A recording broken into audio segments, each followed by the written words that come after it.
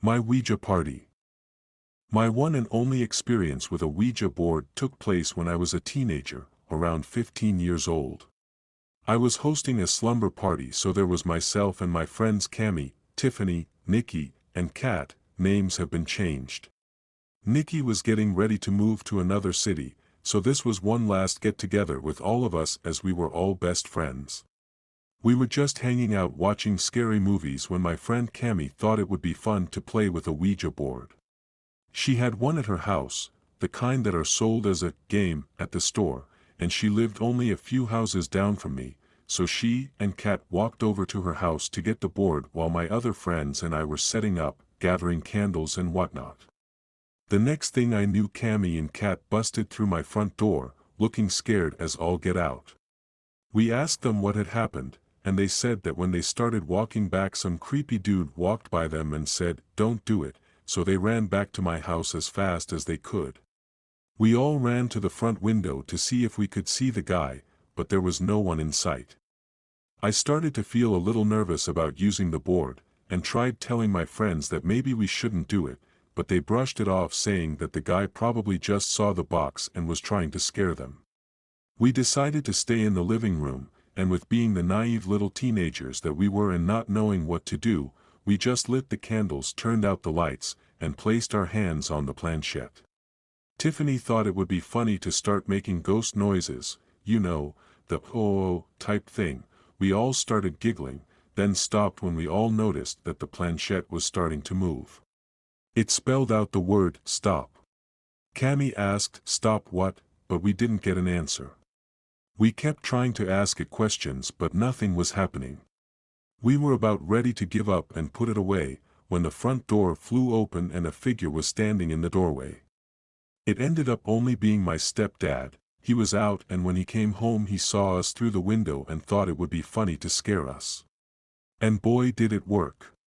He scolded us for trying to use a Ouija board, and told us to put it away. So we did, and started to watch more movies. Around 1 a.m., Nikki and Tiffany went to sleep. Cami and Kat wanted to use the board again, so I decided to use it with them. All three of us put our fingers on the planchette, and Cami said, "Why did you want us to stop?" It started to move, and it spelled out the word her. We then heard a loud slapping sound, and Tiffany woke up screaming. She started crying, saying that her back felt like it was burning, so she lifted up her shirt and there was a huge welt in the shape of a large hand. We decided to put the board up for good. The next day, we didn't really say or talk much about it, other than the welt on Tiffany's back had bruised up pretty good. Nikki moved out of town a few days later, and we all went about our business. About 2 weeks later, I started getting bothered.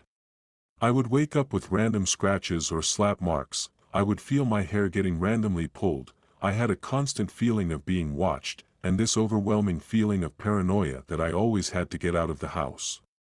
My friends all experienced the same things. Nikki even called me to tell me that things were happening to her too. My mom knew that we had used the board because my stepdad told her that night that we were using one. She had a friend that was pretty experienced with the paranormal, and explained to me that since we didn't know what we were doing, and that we didn't open the board or close the board the right way, we had pretty much left the window open to anything that wants to come through. She set up a time and all of us came back to my house, except Nikki, with the board, and I can't remember all that she did, but she said the board was now closed and that all of it should stop. She warned us never to use Ouija boards again, and that we were lucky that things didn't get worse than what they were. Everything stopped after that, no more scratches or slap marks, the strange feelings. It all went away. I consider myself very lucky.